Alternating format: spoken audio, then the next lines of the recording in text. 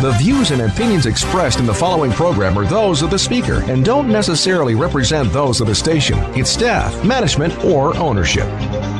Well, good Sunday morning, and thank you for tuning in to Clearview, Hudson Valley on your favorite local iHeart radio station. Hey, it's Uncle Mike. Joining me in the studio is Anne Marie Schoonhoven, who is the Executive Director of St. Luke's Cornwall Health Systems Foundation. You are the fundraising arm of St. Luke's Cornwall Hospital, correct? Good morning. Good morning, Mike. Yes, we are, and we're delighted to be here. Thank you so much for having us. Also joining me this morning is Dan Bengyak, the Executive Vice President of Administration for St. Luke's Cornwall Hospital. Good morning, Dan. Good morning, Mike. Also joining us this morning in the studio, two very special guests, Julie Bengyak, who is Dan's wife, who recently had a very serious medical emergency. We're going to talk about that in just a little bit. Good morning, Julie. Good morning, Mike. We're happy to be here. And last but certainly not least, Rowan Bengyak, who is 4 months old. And you're going to have to speak for Rowan. I will. I know. I have Rowan next to me, who's 4 months old. You might hear some gurgling. That's okay. Oh, there you go. Right on cue. I'm sure Chuck Meffer will blame that on me, but there is a baby in the room. So I always like to start the show off by having the people in the room give a little background about who they are and how they got to where they are at this point in their life. So I'm going to start with Anne Marie. Anne Marie, can you just give us a little bit of a background on what you do for the foundation? Happy to, Mike. Thank you. I serve as Executive Director for the St. Louis Cornwall Health System Foundation. It's truly a pleasure to serve this community hospital. I came to the Hudson Valley 19 years ago as a trailing spouse. My husband is a professor at the United States Military Academy at West Point, and became active with the fundraising community here in the Hudson Valley, and delighted to be serving my local hospital. Thank you very much, Anne Marie, for that. Also joining us is Dan Bengyak, who is a VP of Administration. Dan, how about a little background on you? Yeah, sure, Mike. So I grew up here in the Hudson Valley, born and raised in Cornwall, New York, where we reside now. And I joined St. Luke's Cornwall Hospital about 6 years ago as the Director of Human Resources. And I've kind of grown into my role now, overseeing a lot of the administration departments, and really just enjoy working at the community hospital and taking care of our neighbors and our friends. What's your education background, Dan? So I got a Bachelor's of Science in Industrial and Labor Relations from Cornell University, and then I went back to school at night and got my law degree from Pace University. Wow.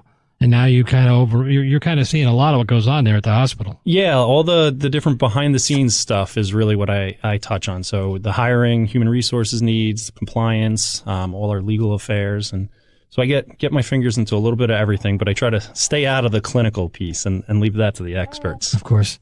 And of course, your wife, Julie, is with us. Julie, how are you? I'm well, thank you. Just really briefly touch on what happened to you, and we'll get into a little bit more later on. Really briefly?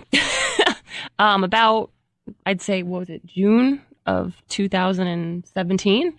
I hadn't been feeling well for a while, so I went to an urgent care, and I ended up getting rushed to St. Luke's because I was having a pulmonary embolism, which, for those of you that don't know what that is, it's basically a blood clot that starts in your leg that dislodges itself at some point, and it actually damaged my right lung. So I couldn't breathe, I couldn't talk, I couldn't really move without being in extreme pain. Yeah, that sounds really bad. Oh, it was not fun. Well, thank God you're okay. Thanks for sharing that with us. And we're going to delve into that a little deeper and talk about the care you received at St. Luke's in just a few minutes. I'm speaking with Anne Marie Schoonhoven, who's the Executive Director of the St. Luke's Cornwall Health Systems Foundation, Dan Bengyak, who is a VP of Administration for the hospital, his wife Julie, who had a serious medical emergency and thanks to St. Luke's is here to talk about it, and their son Rowan, who is 4 months old and really is one of the happiest endings of any story you're going to hear. But right now, I want to talk to Anne Marie about some fundraisers that are coming up. I'm happy to. We've got a guest bartending event that we're planning for December 30th from 1 to 4 o'clock in the afternoon at the Newburgh Brewing Company. We have some of our hospital board members and foundation board members who have volunteered to serve as guest bartenders for the event. Our auxiliary is organizing a wine pull and gift basket auction, and it's just a fun afternoon out. All tips raised for this event will go to St. Louis Cornwall Hospital. And you're going to have a live broadcast going on that day as well. We're going to have a live broadcast. My boss, Chase Daniels, is going to be there live on 107.3 WRWD, broadcasting for a few hours during your event. And you're going to have a lot of special guests come on the air with them, from what I understand. That's right. We'll have members of our boards on location. Our president and CEO, Joan Cusack McGurk, will be joining us. Hopefully Julie Bengyak and her family will be there. It'll be a good day out. And, No cover charge to attend. So bring your friends, bring your family from out of town and show off the beautiful views of the Hudson River from Newburgh Brewing Company and have a toast to our community hospital. It's a great facility. I've done a lot of fundraisers there myself for other events, and it's a lot of fun. Sometimes you have some celebrity bartenders. You never know who's going to be there. So it'll be a fun afternoon. We'll be there broadcasting live, so you'll hear that. And again, that's December 30th. That's a Sunday from 1 to 4 at the Newburgh Brewing Company. You can find that on their website, and it'll be up on our website as well on wrwdcountry.com. So let's talk a little bit about St. Luke's Hospital. It's grown. I know in the last several years, it's grown a lot. And maybe just give us a little background of where we're at and where we're going. Sure. So we're a 2-campus community hospital. We have our Cornwall campus where we focus mostly on our outpatient services, and our Newburgh campus where we have our inpatient services, your traditional ORs, ICUs, things like that. Recently, St. Luke's Cornwall Hospital joined the Montefiore Health System. Montefiore Health System is a 11-hospital system with their main campus in the Bronx, and has really expanded throughout the Hudson Valley, having campuses in Nyack, White Plains, and other locations. So we're really excited because it's an opportunity for our community hospital to bring world-class medicine to the Hudson Valley. Montefiore delivers amazing services to their patients and is constantly in the news for really groundbreaking medical care. So Montefiore is going to bring that world-class service to the Hudson Valley, and we're going to deliver it locally at St. Luke's Cornwall Hospital on both campuses. It's interesting in this day and age now, the telecommunications that are involved now. I'm sure you have, from the minute someone is actually put into an ambulance, they're immediately connected to your emergency room. Is that right? I've heard that a lot of hospitals now are going through this. I'm assuming St. Luke's has the same capabilities to immediately be in touch with the patient and put the doctor and the patient almost in touch with each other. Yeah, you're right. That telecommunication has really changed the continuum of care, so that from the moment you're in contact with us, be it in that ambulance or into the ER, we're now able to connect with your primary care provider and get that information that's needed. We're then able really to expand that continuum of care. So if someone comes in with something complex and out of the ordinary, we're easily able to connect with Montefiore and get access to those world-class physicians that can get you the right care in the right location. So for a local community hospital, we do the things that you see every day, but that partnership with Montefiore is going to expand our capabilities to really deal with those out of the ordinary situations with the highest degree of professionalism. And obviously that the network creates a really great stable care all the way through. I guess stable is the right word to use, where immediately everybody involved in the case is virtually on board. So there is no taking time to pass things off or read charts or any of that doesn't really exist anymore. Obviously, you still have charts you have to go through, but in an emergency situation like your wife had, it's crucial to be able to have that information instantly available to all the physicians, the nurses, the staff immediately knows what they're dealing with. I guess now, I guess before you kind of had that with the ambulances. They were kind of communicating, but now when that patient hits the emergency room, all the attending physicians and nurses know exactly what's going on and probably have already started to develop a protocol to care for that patient before they even get there. Yeah, you're exactly right. And it's not just when you're having that medical incident, right? So it's about the continuum of care and keeping people healthy. So when someone has an emergency, like my wife did, we're on the spot, getting you in, getting you the care we need, getting you stabilized.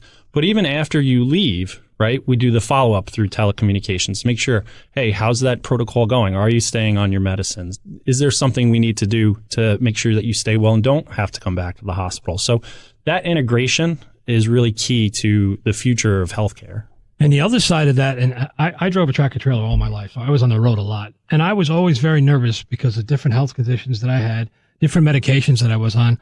God forbid something ever happened where I was in an accident or I was rendered unconscious and I showed up in an emergency room where nobody knew who I was or what my history was. If now I know they have the bracelets you can use and all that, but if you're able to at least identify me through a driver's license, you do have access to my doctor almost immediately. So I actually am allergic to penicillin. I'm allergic to a couple different. That is immediately eliminated right from the beginning, right? So now you're taking one of those dangerous situations in an emergency room. To me, I always say that emergency room doctors, veterinarians, and pediatricians, have to be the best in the world because most of the time their patients can't talk to them, can't explain to them what's wrong. And the doctor has to figure that out on his own based on what he's seeing. So I think that part of it, being able to know the allergies and the past history, has got to be huge for the attending physicians. Yeah, again, it's that integration, right? So it's having that information right away. And Montefiore, having such a presence across the entire geographic region, right? They can integrate all that information no matter where you're getting your care, be it from a physician somewhere in Westchester or down in the Bronx or up here in the Hudson Valley. It all flows seamlessly and helps us deliver better care to our community members. Virtually around the world. I mean, if you have people that travel around the world too. I mean, if you're in a foreign country and something happens to you, that could be a real scary situation as well. Now, at least that country can communicate with your doctor back here in the States. So that's fantastic. And that's just one of the things that St. Luke's provides. While we're on this subject, Julie, you had a real serious situation that you just described to us. Why don't you take us through what happened that day and how St. Luke's sprung to the occasion? And you're still here, so obviously they did a great job. So I hadn't been feeling well for a couple of weeks. I had been told I was overtraining by a couple of different doctors. I'm a triathlete, which for those of you that don't know what it is, I swim, bike, and then run all in a row. I'm tired. You're just explaining that to me. Go ahead. Wait till I tell you how far I go. And I had been having a little leg pain, nothing unbearable. And I woke up in the morning and I said to my husband, I'm really not feeling well. I can't, I'm having a little trouble breathing. I think I might be having a back spasm. Wow. So he kind of gave me a funny look and said, okay, well, why don't you go to urgent care? So I went to Crystal Run Urgent Care over in Newburgh, and my mother drove me because I was having trouble standing up at that point. Wow. And I'm immediately fast-tracked into the urgent care, and the doctor at Crystal Run looks at me and he says, ma'am, this is very serious. What hospital do you want to go to? And I remember looking at him in panic thinking, I'm going to go to St. Luke's, but what are you talking about? This, I'm having a back spasm. And he looked at me and he said, no, ma'am, I think you're having a pulmonary embolism. And at that point, I didn't even really know what that was. And everything after that became just a blur. I'm in an ambulance. I'm in the emergency room. There's a nurse holding my hand. My husband's there. So a pulmonary embolism, that's a blood clot. It's a blood clot. It started in your leg. Yes. And that's why your legs were hurting you. Yes. No, I mean, obviously if you train a lot, you could have yes, of course. a little fatigue. You get a pulled muscle. Unfortunately, now that blood clot traveled up into your lungs. Into my right lung. And that's very serious, obviously. Very serious. And those are not the words you wanted to hear from the doctor. No. Honestly, it was a complete shock because I, at that point in my life, had never been in the hospital for anything other than having my 2 children. I'd never been really very sick. So it was very, very surprising. And you considered yourself very healthy. I mean, exactly. You lead a healthy very lifestyle. healthy. I lead a very healthy lifestyle, and I never thought something like that would happen to me, that I would need to go to the emergency room. So now you're faced with this, and now you're headed for St. Luke's, thank God. And you got to St. Luke's, they just immediately went to work. They just immediately went to work. I remember the nurses standing over me telling me all the different tests. Obviously, I wasn't very coherent, but my parents were there and my husband was obviously there, and they were just taking care of me the way it should be. And at that point, you weren't really aware of what was going on. I mean, it was so much happening all at once. There was so much happening. There were people in and out of the room and doctors, and it was all very overwhelming. But I remember being wheeled up after having tests done, wheeled up to like an intensive care unit, and just finally taking a deep breath and going, oh my goodness, thank goodness I'm here, that they got this and I'm okay. And one of the nurses looked at me at that point and she said, you're really lucky that we took care of this so quickly. It could have been a lot worse. Yeah, it's another thing you don't want to hear. But yes, anyway, no. Thank God you're there hearing it, though. I mean, so what's the treatment for that? How do they treat it? It's just got to be dissolved? How does that work? It was dissolved through blood thinners. It had already done a lot of damage to my lung, unfortunately, but they dissolved the clot before it could then spread to my brain. And are you still running and swimming and biking? I am. You look great. So thank you. I mean, I can't believe it that short a time that happened, because I mean that was a serious event, and It was very serious. Permanent damage to your lung, or My doctors think that I'll probably always have some damage in my right leg, but my lung has miraculously regenerated itself, and I'm feeling really good. Actually, with the okay of St. Luke's and my doctors at Crystal Run, I actually competed in an Ironman 4 months after. Wow. My pulmonary That's embolism. Amazing. Talk about getting back on the horse, huh?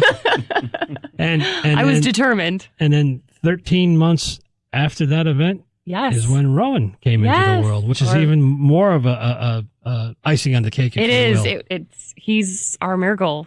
Honestly, he really is. I was on some pretty heavy duty blood thinners after the incident, and I wasn't really supposed to be having any more children. And when I found out I was pregnant, it was a big surprise.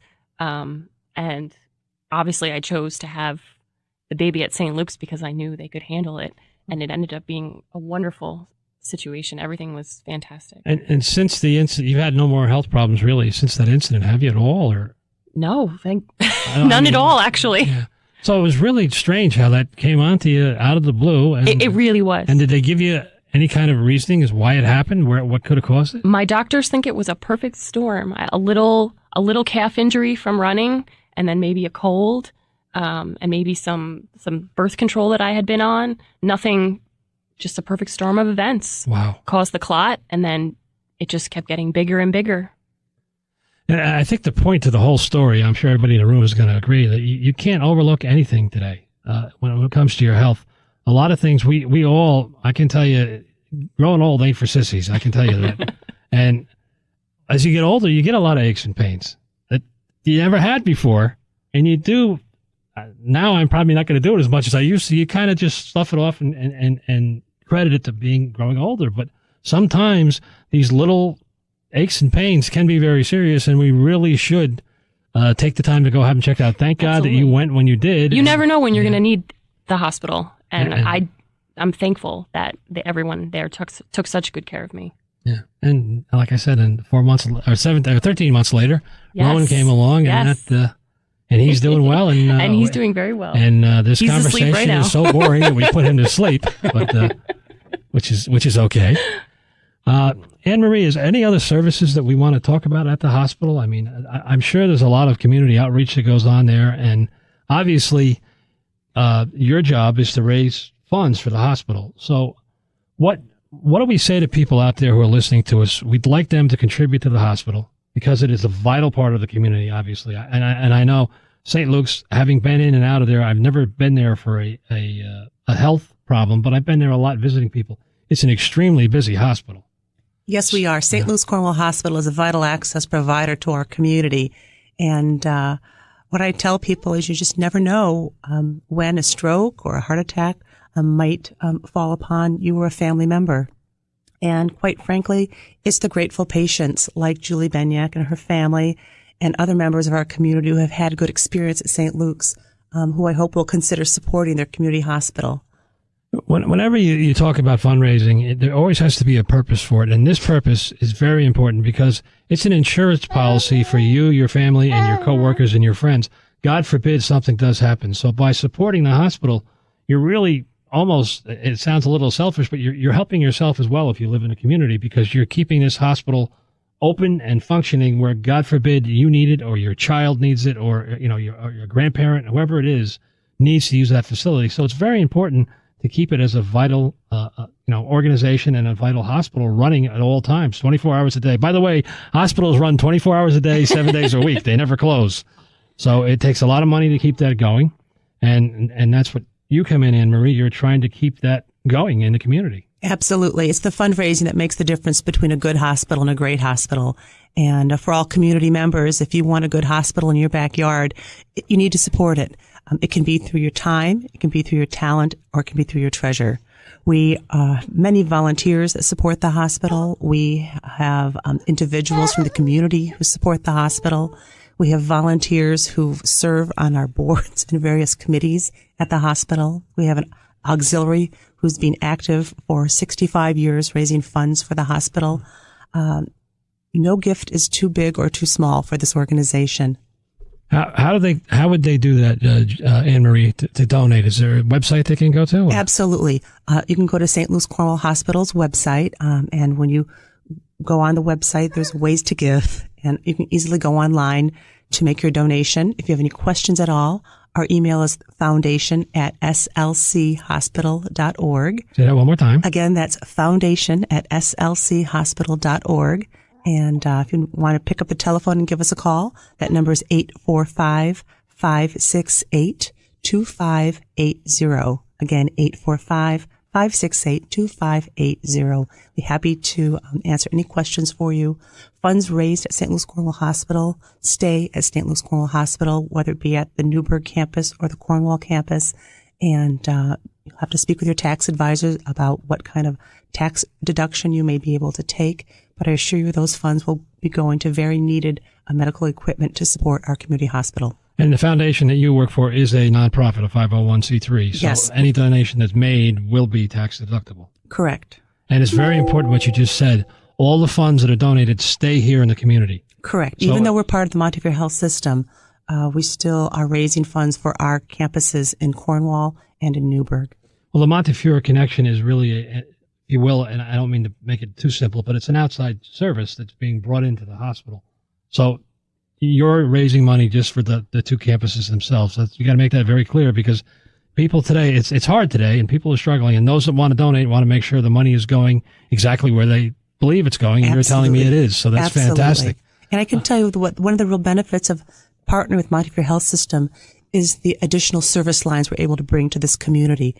For example, the Burke Rehabilitation is part of the Montefiore Health System. They're known nationwide for their work in rehabilitation They're in care. White Plains, correct? Correct. Yeah. And we're in the process of going through a major renovation at our Cornwall campus to expand the services and physical therapy that already existed.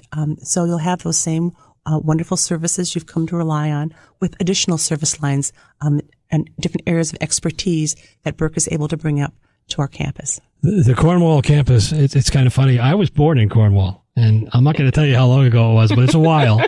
And when I was born in Cornwall, it was, it was not much more than a house, really. I mean, it was, and I went by recently, and I was amazed how much it's grown, and you're still adding more there. So that's incredible. We haven't added any square footage. We're working within the current footprint, but the service lines have expanded tremendously. I think the community will be pleased. Yeah, I would think so. It's been a while since I've been there. Is there another fundraiser coming up soon, or December 30th is our last fundraiser for the year. Okay. Our signature golf and tennis tournament will be taking place next year on June 24th, 2019 at the historic Powelton Club in Newburgh, New York. And our annual gala will be on Saturday, September 7th, 2019 at Anthony's Pier 9 in New Windsor, New York. And the gala is the biggest fundraiser of the year. I would assume that's your annual. That's our big event. Yeah. That's right. And we have tremendous support from the community at all of our events. I saw some pictures from the last gala. It looked like a great time. Of course, Anthony's always does a great job, and I'm sure that's a great event. So June 24th. 2019 for the golf and tennis tournament, okay. And September 7th, 2019 for our annual gala. So people who are putting things in their calendar for next year, let's put that down and be part of helping this great institution. And again, Sunday, September 30th at the Newburgh Brewing Company from 1 to 4, they're going to have a fundraiser that's going to go on, guest bartending event, which is interesting.